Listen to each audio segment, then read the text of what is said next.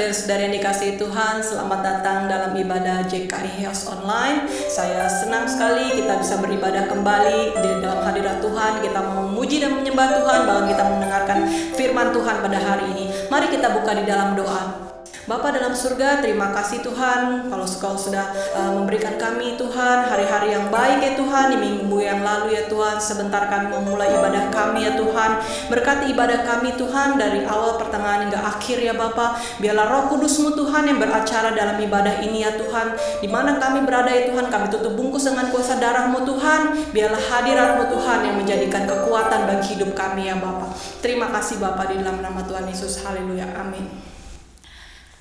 Mari kita siap untuk memuji Tuhan. Siapkan hatimu, suaramu, bahkan kalau bisa kita berdiri atau kita bertepuk tangan dalam pujian ini, sebab kita mau datang menghadap Bapa kita dengan sukacita. Masuk hadiratnya. Masuk hadiratnya dengan hati bersyukur, memuji Dia, memuji Dia. Masuk hadiratnya dengan hati bersyukur, memuji Dia, memuji Dia. Beri puji dan hormat, tinggikan namanya. Oh Yesus, Raja segala raja. Masuk hadiratnya dengan hati bersyukur, memuji Dia, memuji Dia. Hadiratnya dengan hati bersyukur, memuji Dia, memuji Dia. Beri puji dan hormat, tinggikan namanya. Oh Yesus, Raja segala raja. Lagi ya. Masuk hadiratnya dengan hati bersyukur, memuji Dia, memuji Dia. Hadiratnya dengan hati bersyukur, memuji Dia, memuji Dia. Beri puji dan hormat, tinggikan namanya. Oh Yesus, Raja segala raja.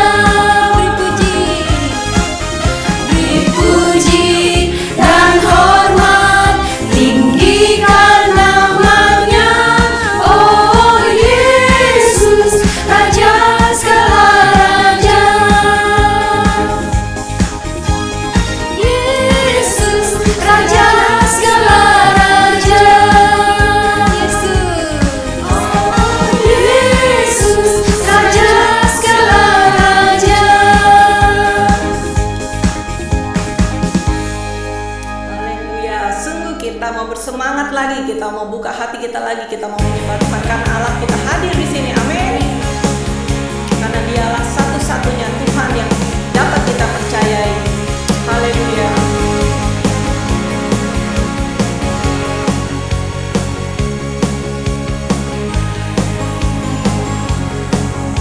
Amin. Kaulah satu-satunya sumber dari segalanya. Kau kebenaran yang selalu ku pegang. Kau keyakinanku untuk bersinar terang. Yesus Tuhanku yang berkuasa atasku, hidupku takkan sama. Ku tahu sungguh anugerah-Mu bagiku, hidupku takkan sama.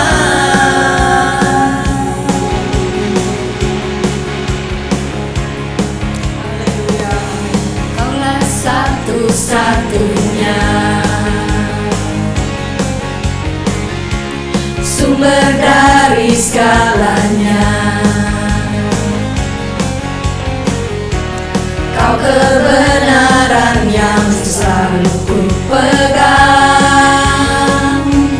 Kau keyakinanku untuk bersinar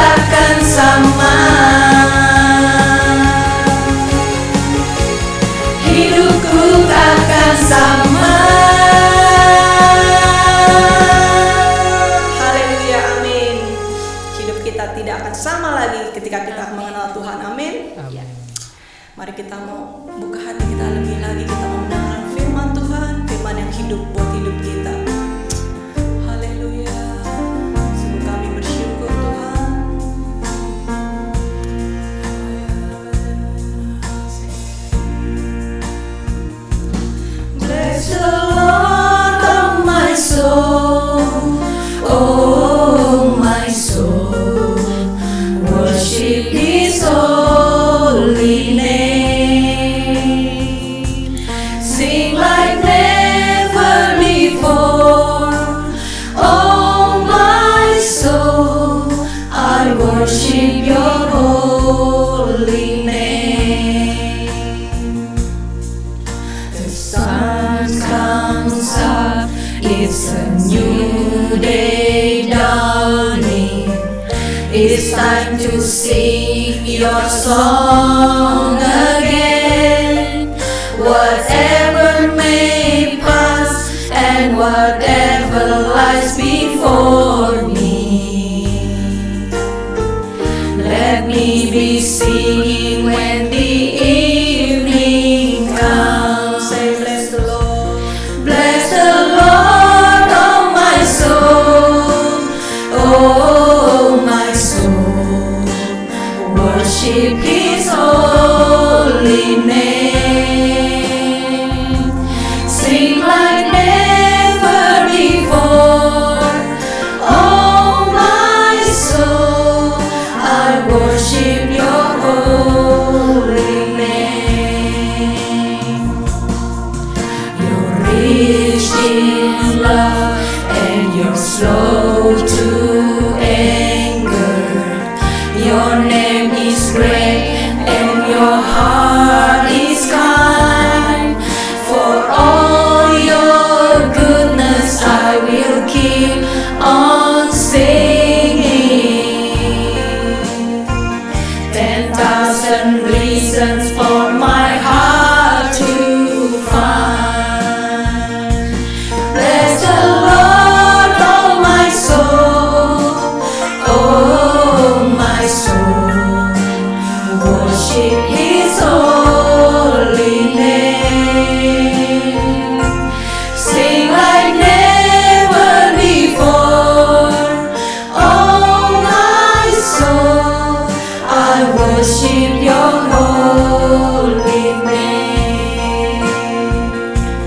Bless the Lord, oh my soul. Oh my soul, worship His holy name. Sing like never before. Oh my soul, I worship your holy name. I worship your holy name.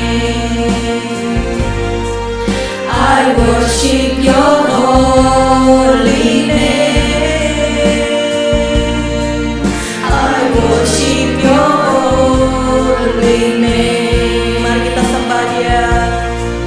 Terima kasih Tuhan. Terima kasih. Engkau Allah yang setia. Engkau Allah yang baik. Segala janji. Engkau Allah yang dahsyat. Sungguh percaya Tuhan. Engkau Allah yang setia.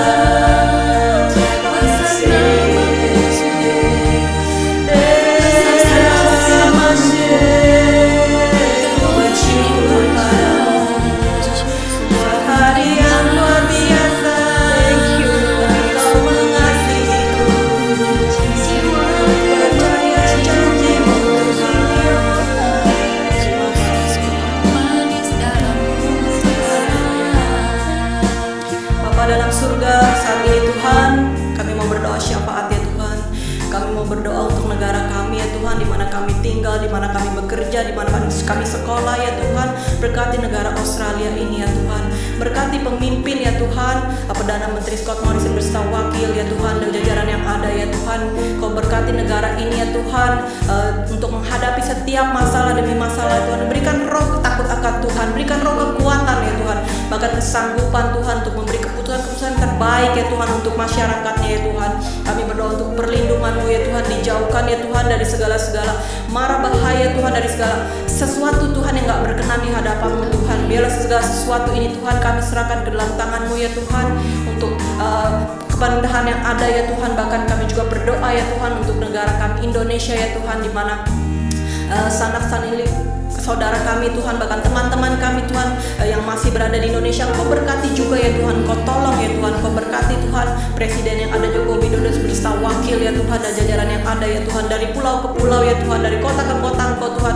Juga kami berdoa untuk lawatan Tuhan atas Indonesia Tuhan, Kau sembuhkan yang sakit ya Tuhan, dari pandemik yang ada ya Tuhan. Kami percaya Tuhan melalui pandemik ini Tuhan namamu dipermuliakan ya Tuhan. Lawatan untuk Indonesia ya Tuhan, Engkau juga tidak akan Kau lupakan ya Tuhan Indonesia ya Bapa. Kami percaya Tuhan Roh Kudus juga Tuhan menjamah setiap hati anak-anak-Mu Tuhan yang ada di Indonesia ya Bapa. Saat ini juga kami berdoa Tuhan untuk gereja kami Tuhan, dari gereja-gereja yang ada di Sydney ya Tuhan. Kami berdoa Tuhan khususnya untuk gereja kami Tuhan, dari JKI Cire ya Tuhan, JKI Host Gurita Narwastu Tuhan, JKI Penuai, juga JKI House of Grace ya Tuhan. Kau berkati Tuhan kelima gereja ini Tuhan, dan menjadi berkat di Australia ini ya Tuhan. Engkau yang taruh visi-visimu Tuhan, Kau yang beri kekuatan Tuhan kepada setiap gembala-gembala yang ada Tuhan, juga pelayan-pelayan yang Tuhan yang ada ya Bapa. Kau tolong ya Tuhan untuk mampu melakukan visi-Mu ya Bapa. Tak lupa kami berdoa Tuhan untuk jemaat-jemaat-Mu Tuhan yang sedang sakit ya Tuhan saat ini Tuhan. Engkau berikan kesembuhan ya Tuhan untuk jemaat-Mu Tuhan yang berbeban berat, yang bermasalah Tuhan, baik yang kesepian Tuhan, bahkan yang kehilangan pekerjaan Tuhan. Kau bukakan jalan untuk mereka Tuhan, supaya mereka bisa Tuhan bersukacita dalam setiap keadaan yang ada ya Bapa. Kami juga berdoa untuk jemaat-Mu yang mulai mundur ya Tuhan, mereka yang mulai tidak beribadah ya Tuhan. Kami berdoa Tuhan Roh Kudus, Kau jamah hati mereka kembali ya Tuhan. Kau berikan kesanggupan ya Tuhan untuk mereka Tuhan melakukan yang terbaik Tuhan untuk-Mu Tuhan di saat-saat ini ya Tuhan. Terima kasih ya Tuhan. Kami juga berdoa Tuhan untuk persembahan ya Tuhan, untuk anak-anak-Mu Tuhan yang memberi persembahan ya Tuhan. Kau juga tidak lupa ya Tuhan untuk memberkati mereka ya Bapa, untuk memperluas Tuhan pekerjaan Tuhan melalui ibadah-ibadah di gereja Tuhan. Kami berdoa ya Tuhan, Kau juga yang melipat gandakan Tuhan persembahan-persembahan diberikan anak-anak-Mu ya Tuhan, baik persembahan yang kecil maupun besar ya Tuhan. Kau berikan Tuhan, maupun yang belum memberi ya Tuhan, Kau berikan kesanggupan mereka ya Tuhan untuk memberi yang terbaik ya Tuhan. Karena kami percaya Tuhan, Kau Allah yang setia, yang akan tidak pernah akan tidak membalas ya Tuhan perbuatan-perbuatan baik anak-Mu ya Bapa. Terima kasih Tuhan. Kami juga berdoa untuk hamba-Mu yang sebentar akan membawakan firman Tuhan. Biarlah firman Tuhan yang dibagikan ini ya Tuhan kami boleh mengalami terobosan Tuhan, kami boleh mengalami pengurapan yang daripada-Mu Tuhan. Tutup bungkus hamba-Mu dengan kuasa darah-Mu Tuhan Yesus, supaya firman ini yang dibagikan Tuhan boleh menjadi benih di dalam kehidupan kami. Di dalam nama Tuhan Yesus, haleluya, amin. Selamat mendengarkan firman Tuhan.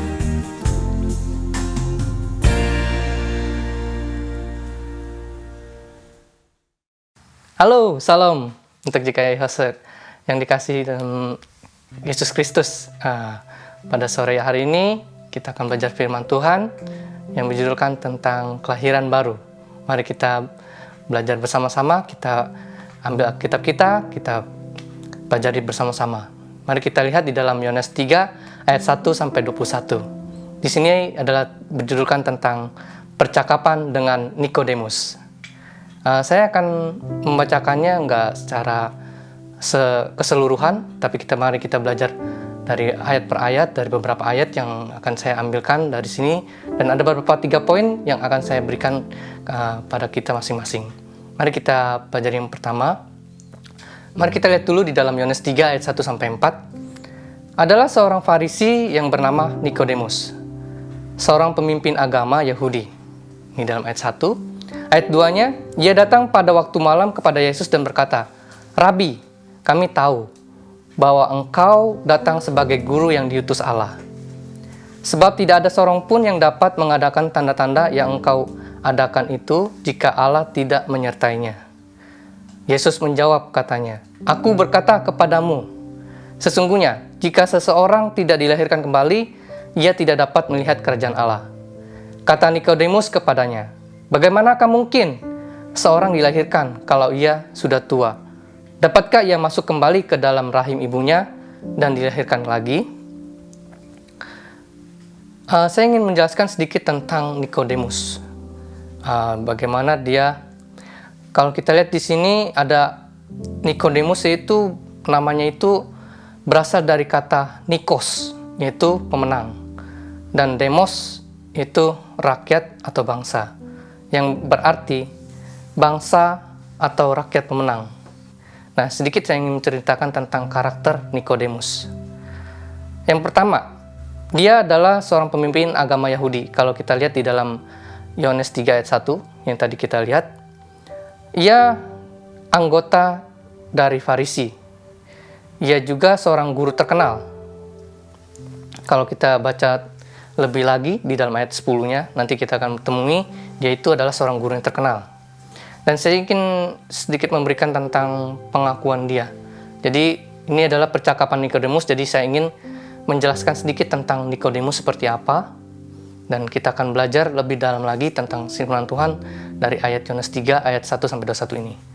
Nah, pengakuan pertama dari Nikodemus, kalau kita lihat ya, di dalam Yohanes 3 ayat 2 itu, ia berkata, "Rabi, ya, kami tahu bahwa engkau datang sebagai guru yang diutus Allah, sebab tidak ada seorang pun yang dapat mengadakan tanda-tanda yang engkau adakan itu jika Allah tidak menyertainya." Nah, di sini kita lihat ya, Nikodemus itu mengakui bahwa Yesus itu sebagai guru yang diutus oleh Allah, dan dia percaya kalau Yesus itu disertai oleh Allah.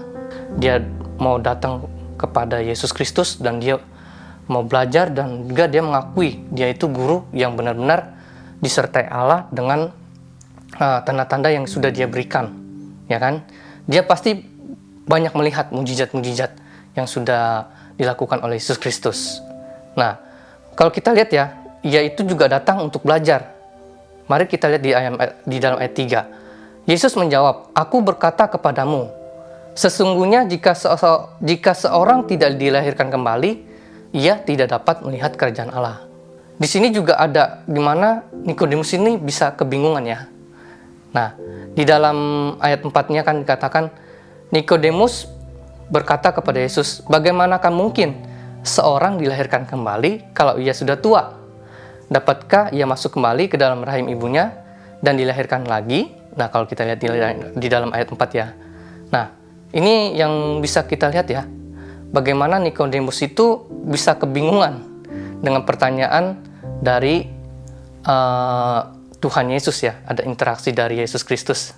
Nah, beberapa poin yang ingin saya sampaikan di sini bagaimana percakapan dari Nikodemus ini dengan Tuhan Yesus ini, itu ada sesuatu yang mengganjal hati Nikodemus, dan dia akhirnya pun pelan-pelan belajar gitu loh. Nah, begitu juga kita pada siang hari ini, pada sore hari ini, menjelang sore, kita akan belajar juga tentang firman Tuhan yang berasal dari Nikodemus ini, dan beberapa poin yang ingin saya sampaikan di sini. Bagaimana kelahiran baru itu kita perlukan juga dalam hidup kita. Kita harus mempunyai hal-hal yang bisa membuat kita tahu apa itu makna kelahiran baru itu buat hidup kita. Dari pembelajaran percakapan dari Nikodemus ini. Baik, poin pertama yang ingin saya sampaikan yaitu air dan Roh Kudus. Mari kita lihat kelanjutannya dalam ayat 5-8. Jawab Yesus, "Aku berkata kepadamu, sesungguhnya jika seorang tidak dilahirkan dari air dan roh, ia tidak dapat masuk ke dalam kerajaan Allah. Apa yang dilahirkan dari daging adalah daging, dan apa yang dilahirkan dari roh adalah roh. Janganlah engkau heran, karena aku berkata kepadamu, kamu harus dilahirkan kembali. Angin bertiup kemana ia mau dan engkau mendengar bunyinya, tetapi engkau tidak tahu dari mana ia datang atau kemana ia pergi. Demikianlah halnya dengan tiap-tiap orang yang lahir dari roh." Ini menceritakan tentang bagaimana baptisan. Dan di sini juga Tuhan menjelaskan dalam ayat 5-8 ini menjelaskan tentang ada baptisan air dan juga Roh Kudus. Nah, dari beberapa step di sini saya menjelaskan tentang air dulu. Nah, jadi baptisan air ini Tuhan sudah memberikan contoh teladan buat kita. Nah, bagaimana Yesus juga kalau kita lihat ya, dalam Matius 3 ayat 16, sesudah dibaptis, Yesus segera keluar dari air, dan pada waktu itu juga langit terbuka, dan ia melihat Roh Allah seperti burung merpati turun ke atasnya. Baik, kalau kita lihat ya di sini, saya ingin menjelaskan sedikit tentang baptisan air dan baptisan roh yang Tuhan sedang perbincangkan dengan Nikodemus, dan sedang bicarakan bagaimana tentang apa itu baptisan air dan baptisan Roh Kudus. Nah, baptisan, dalam kata baptisan itu berasal dari bahasa Yunani, yaitu baptizo. Asal usul katanya adalah kata bapto, yang berarti menenggelamkan. Nah, lalu menjadi baptizo yang mengimplikasikan sesuatu direndamkan atau dicelupkan ke dalam suatu air atau sesuatu rautan tertentu, yaitu cairan. Secara makna religius sendiri berarti membersihkan diri dari dosa, atau lebih sederhana, penyucian dalam kehidupan kekristenan. Di pihak lain, dapat diungkapkan sebagai makna bahwa orang tersebut adalah pengikut Kristus. Nah, itulah tentang arti makna dari baptisan air. Kita sebagai pengikut Kristus, kita percaya dan kita dibaptis dan kita itu diselamatkan. Ada beberapa banyak hal yang mungkin menjadi perbincangan antara tentang baptisan, tapi kita sebagai pengikut Kristus, kita pasti sudah mempelajari apa makna dari baptisan air itu sendiri.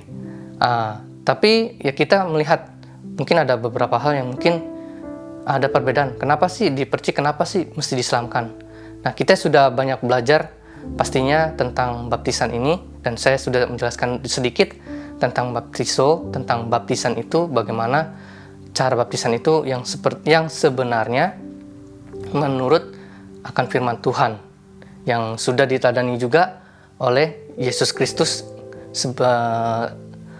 sebelum dia diangkat ke surga. Dia sudah memberikan teladan-teladannya buat kita, bagaimana dia dibaptis. Dia memberikan contohnya di mana dia memberikan hidupnya kepada Yohanes untuk dibaptiskan di Sungai Yordan. Nah, itu pun begitu juga dengan kita sebagai pengikut Kristus, kita mengikuti akan teladan Yesus Kristus.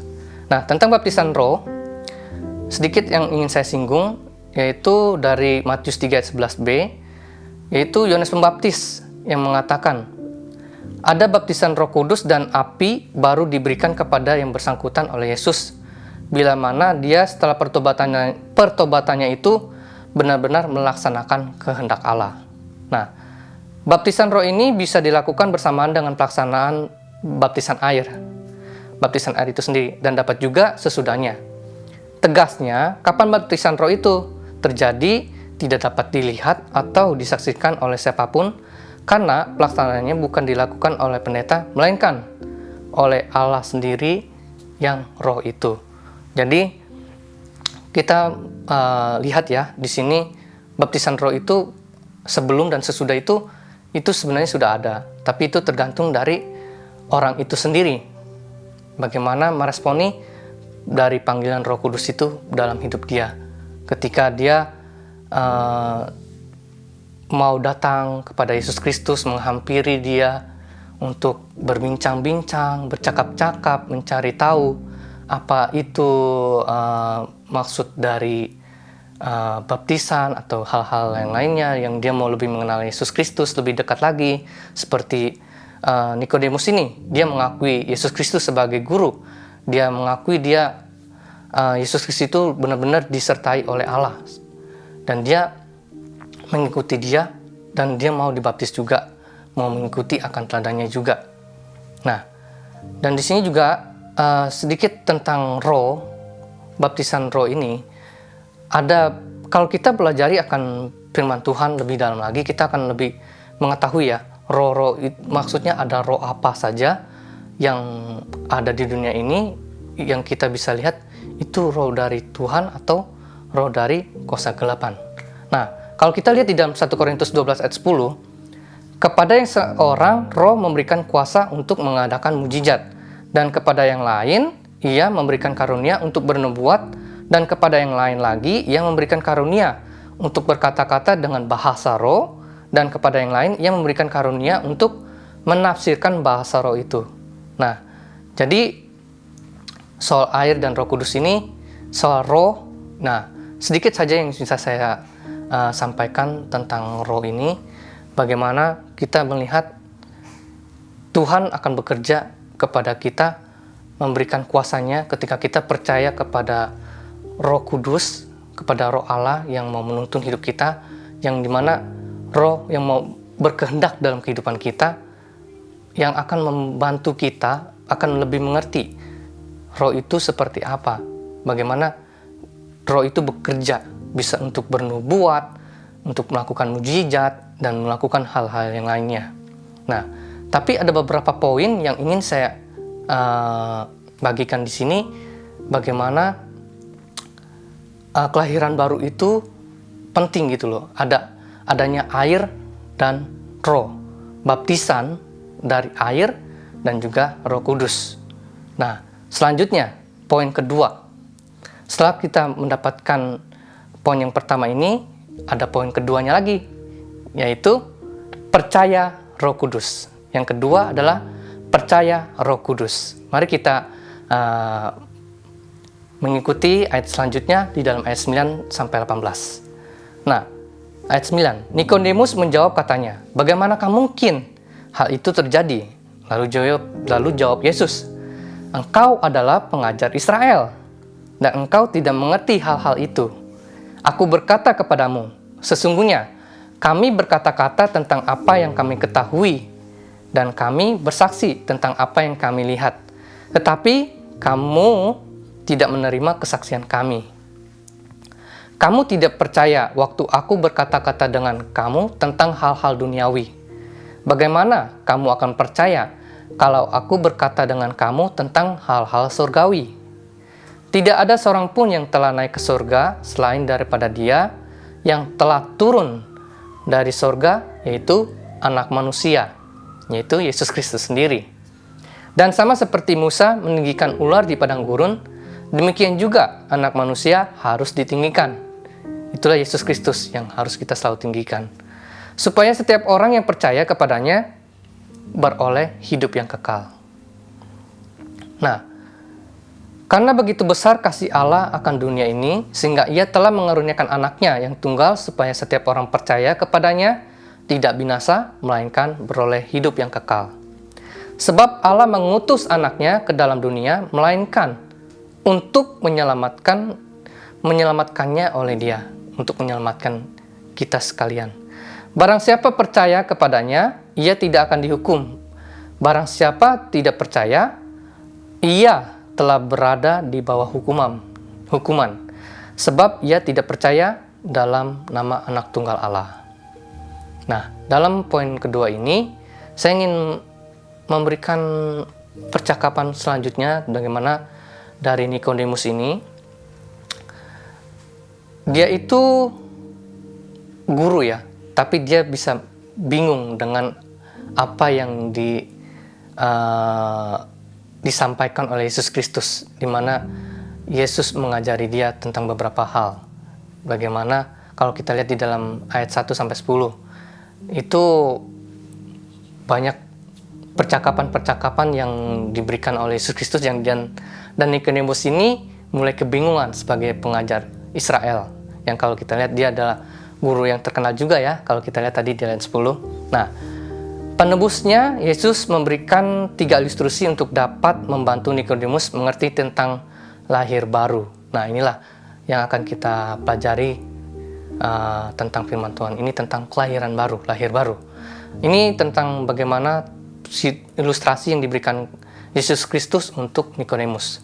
Yang pertama, ilustrasi fisik, bagaimana apa yang dilahirkan daging adalah daging, dan apa yang dilahirkan roh adalah roh, kalau Yohanes 3:6. Nah, dan yang kedua itu ilustrasi alamiah. Angin bertiup kemana ia datang atau kemana ia pergi. Demikian halnya dengan tiap-tiap orang yang lahir dari roh. Nah, itu dalam ayat 8. Lalu ilustrasi yang ketiga, yaitu Injil. Dan seperti Musa meninggikan ular di padang gurun, demikian juga Anak Manusia harus ditinggikan. Itu dalam ayat 14. Jadi ini semua tentang lahir baru. Bagaimana Tuhan menjelaskan tentang kelahiran roh, bukan hanya menjelaskan tentang kelahiran daging yang sampai Nikodemus itu bingung, kenapa bisa masuk lagi ke dalam rahim ibu.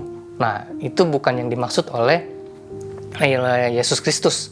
Bagaimana itu menjelaskan tentang baptisan dan juga bagaimana kehidupan yang baru. Nah, tentang percaya kepada Roh Kudus untuk dipimpin oleh Roh Kudus. Nah, demikian juga hal-halnya tiap orang yang lahir dari Roh.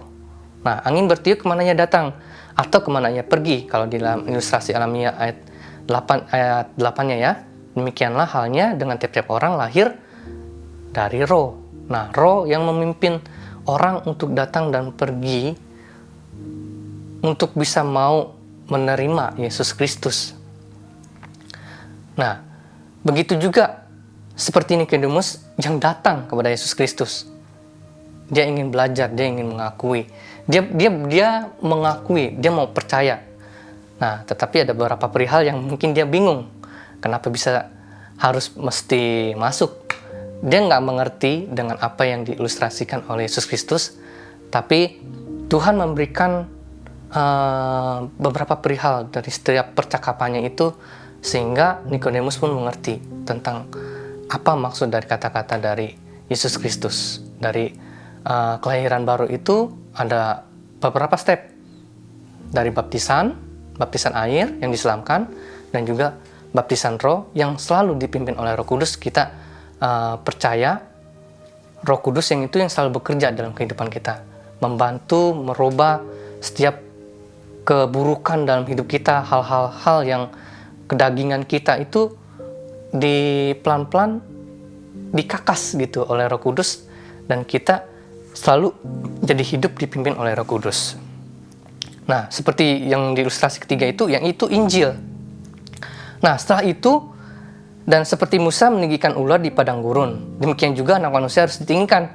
Setelah itu, kita menjalani proses-proses dalam kehidupan kita. Nah, kita akan melihat bagaimana kita akan selalu mau meninggikan Yesus Kristus dalam kehidupan kita. Nah, inilah Injil yang dimaksud dengan Yesus Kristus ketika bercakap-cakap dengan Nikodemus.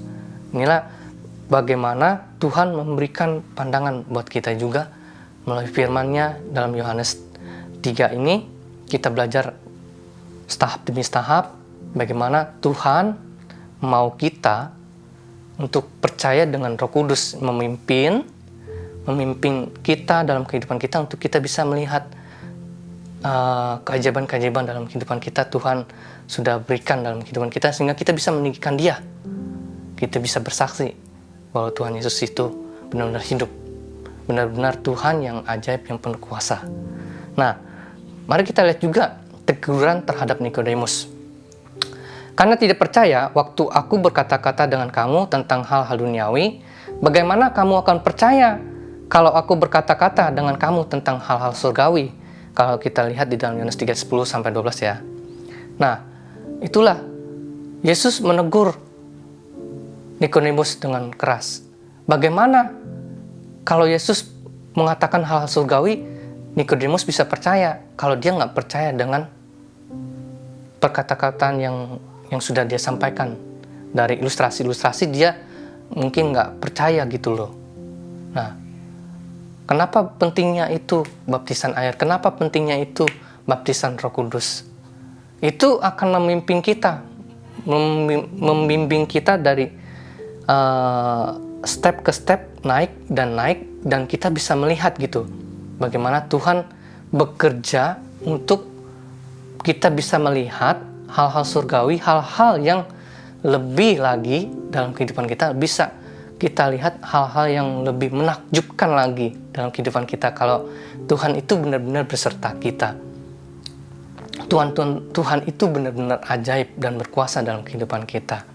Kalau dalam Yohanes 6 ayat 47, aku berkata kepadamu, sesungguhnya barang siapa percaya, ia mempunyai hidup yang kekal. Jadi kita fokus percaya kita karena kita akan memperoleh kehidupan yang kekal. Bukan sesuatu hal yang fana ketika kita berjuang untuk mempertahankan iman kita kepada Yesus Kristus. Ketika kita percaya, kita datang menghampiri Dia, maka kita yang percaya akan memperoleh hidup yang kekal. Nah, jadi yang pertama itu tentang air dan roh. Begitu pentingnya kelahiran baru itu, yaitu dengan baptisan air dan juga Roh Kudus. Dan juga yang kedua, percaya dengan Roh Kudus. Percaya Roh Kudus yang memimpin kita, memperbarui hidup kita. Percayalah dengan bisikan-bisikan dalam hati kita ada Roh Kudus yang selalu tinggal dalam hidup kita, dalam tubuh kita, yang selalu mengingatkan kita untuk berbuat hal yang benar di mata Tuhan sesuai dengan akan firman-Nya. Nah, poin yang ketiga yaitu berbuah Roh Kudus. Setelah kita percaya, nah kita akan berbuah Roh Kudus. Kita akan berbuah, memperoleh buah-buah dari hasil kita mendengar, mengikuti tuntunan Roh Kudus dalam kehidupan kita. Mari kita lihat di dalam Yohanes 3 ayat selanjutnya dalam 19 sampai 21. Dan inilah hukuman itu, ayat 19. Terang telah datang ke dalam dunia, tetapi manusia lebih menyukai kegelapan daripada terang, sebab perbuatan-perbuatan mereka jahat. Ayat 20. Sebab barang siapa berbuat jahat membenci terang dan tidak datang kepada terang itu, supaya perbuatan-perbuatannya yang jahat itu tidak nampak. Tetapi barang siapa melakukan yang benar, ia datang kepada terang, supaya menjadi nyata bahwa perbuatan-perbuatannya dilakukan dalam Allah. Nah, dalam berbuah Roh Kudus ini, nah mari kita lihat dari percakapan Nikodemus ini dari selanjutnya ya, yang kita bisa dapatkan. Nah, poin yang selanjutnya itu tentang pertobatan Nikodemus. Nah, gejala menunjukkan dengan jelas bahwa Nikodemus menerima Kristus saat itu. Mungkin setelah mendengar ayat yang sangat penting, kalau kita lihat di dalam ayat 16 ya. Ya, karena begitu besar kasih Allah dalam hidup dia mau menyelamatkan kita. Nah, kalau di dalam ayat Yohanes 3 ayat 16 itu menjelaskan bagaimana tentang maksud Tuhan yang mau menyelamatkan kita, umat-umatnya yang berdosa, dia mau disalibkan, menebus segala dosa-dosa kita, dia mau menggantikan diri kita yang berdosa ini untuk kita boleh memperoleh kehidupan yang kekal. Nah, jadi hanya melalui dialah kita bisa untuk mendapatkan kehidupan kekal, karena Yesus sendiri yang sudah mau mempertaruhkan hidupnya untuk kita, menebus kita. Nah, karena dunia ini gak ada yang mungkin sanggup bisa untuk menebus kehidupan kita yang berdosa ini. Hanya Yesus yang Tuhan sendiri yang turun dari surga ke dunia ini untuk menyelamatkan kita.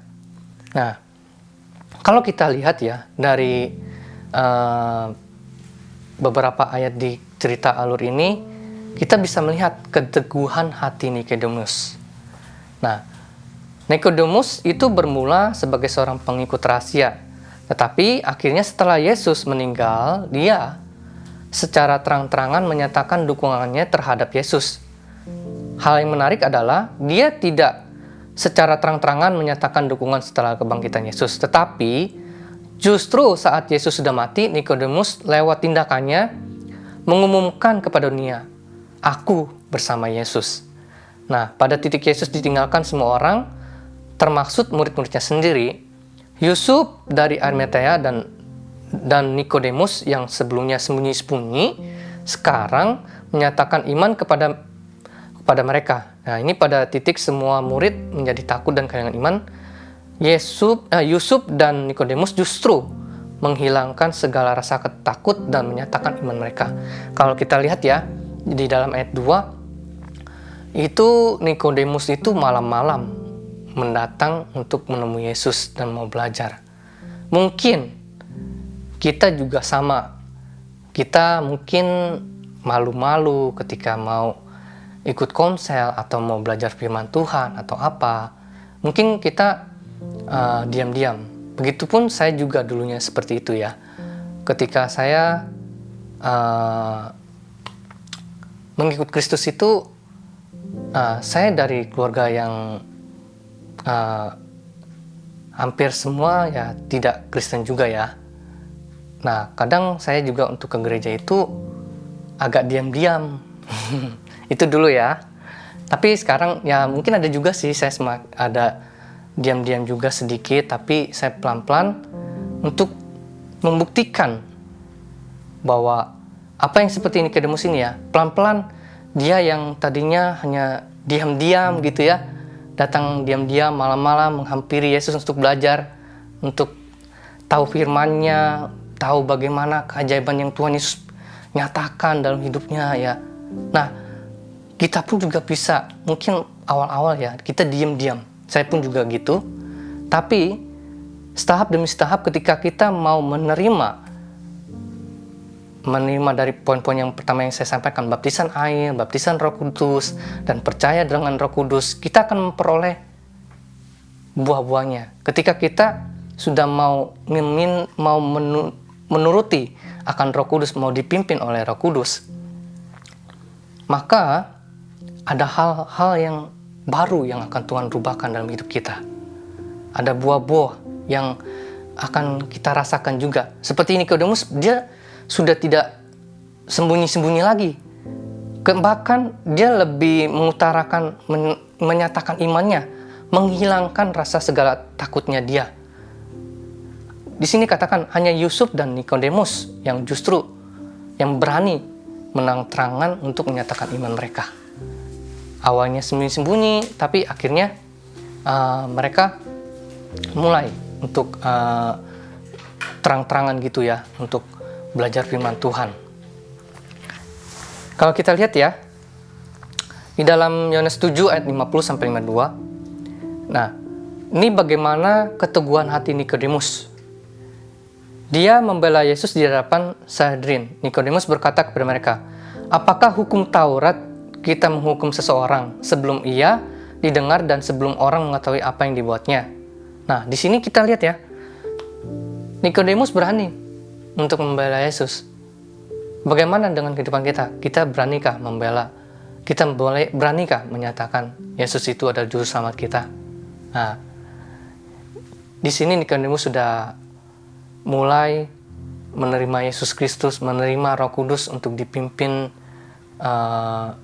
di mana kehidupannya mau benar-benar dipimpin oleh Roh Kudus, dipimpin untuk selalu percaya kepada Yesus Kristus, sampai memberanikan diri untuk menyatakan pembelaan kepada Yesus Kristus. Dan di dalam Yohanes 19:39 juga Nikodemus membantu menyediakan sesuatu untuk tubuh Yesus dalam penguburannya. Nah, bagaimana dengan kita?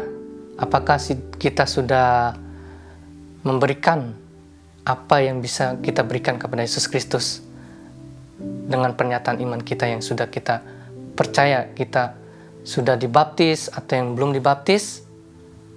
Sudahkah kita percaya? Sudahkah kita mau menerima tuntunan Roh Kudus dalam kehidupan kita? Bagaimana perbuatan kita? Apakah sudah benar-benar dipimpin oleh Roh Kudus atau belum?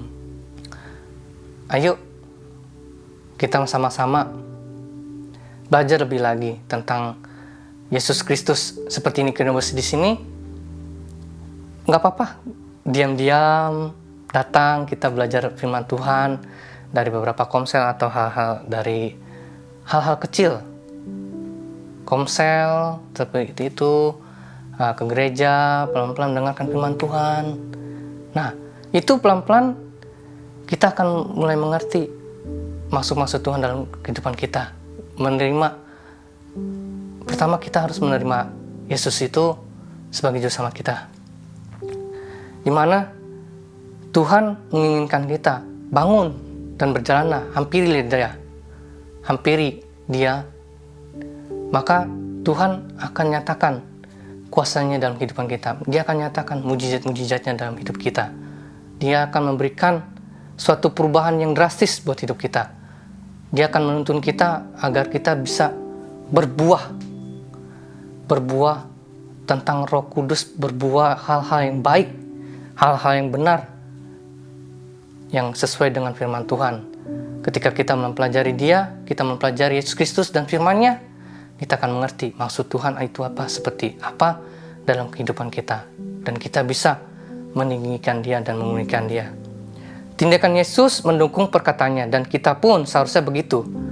Yohanes menulis, "Anak-anakku, marilah kita mengasihi bukan dengan perkataan atau dengan lidah, tetapi dengan perbuatan dan dalam kebenaran." Dalam 1 Yohanes 3 ayat 18. Perkataan kita penting bagi dunia yang mengamati kita. Hanya jika perkataan itu sesuai dengan perbuatan kita.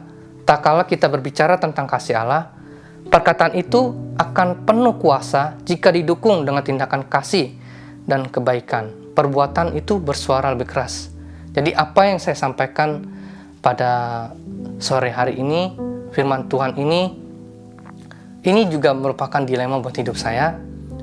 Bagaimana enggak hanya saya sampaikan kepada kita semua, tapi ini saya harus tindakin untuk saya melakukan juga, menindakkan perbuatan-perbuatan saya, menunjukkan bahwa saya juga menerima, mengasihi Yesus Kristus juga dalam kehidupan saya, untuk selalu dipimpin oleh Roh Kudus, untuk selalu saya bisa percaya Roh Kudus itu ada dalam hidup saya, memimpin saya, membimbing saya, untuk saya jauh lebih baik lagi.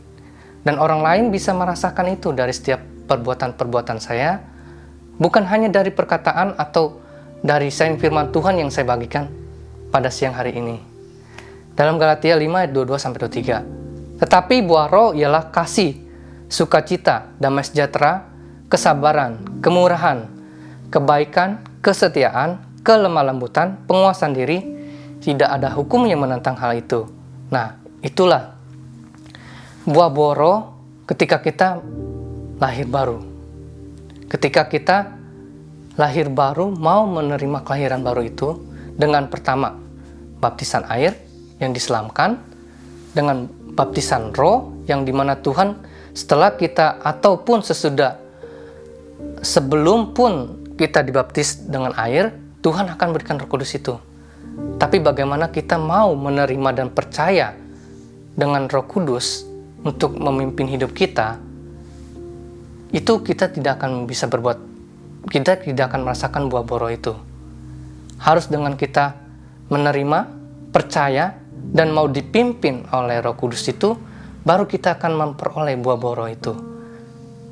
Baru kita akan merasakan lebih banyak hal lagi yang akan kita dapatkan.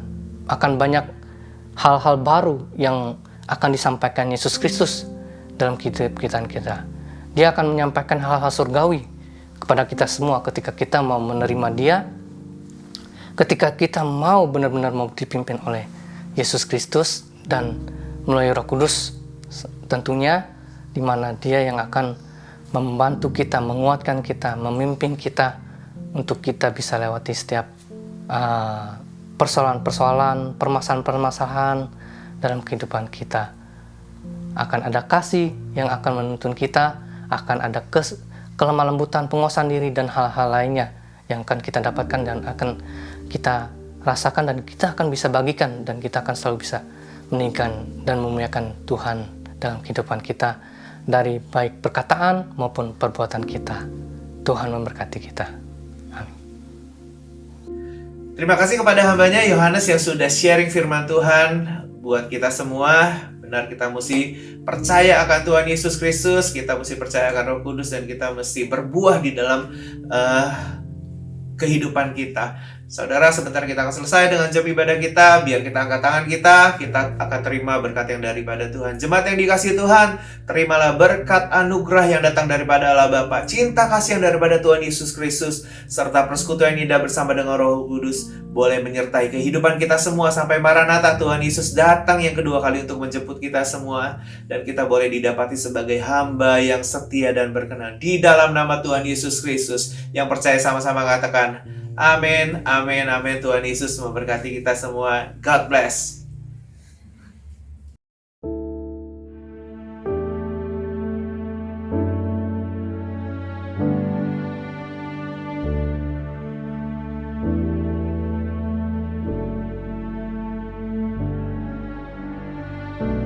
When I'm weak, you strengthen me.